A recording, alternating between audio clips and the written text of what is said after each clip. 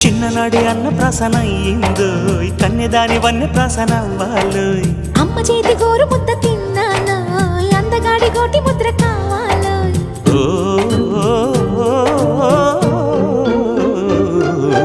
కాస్త నన్ను నువ్వు నిన్ను నేను కోరుకుంటే కోరుకున్న చోట నువ్వు నేను చేరుకున్న చోట ఉన్న దీపం మారుతుంటే ఆరుతున్న వేళ కన్నె కాలు జారుతుంటే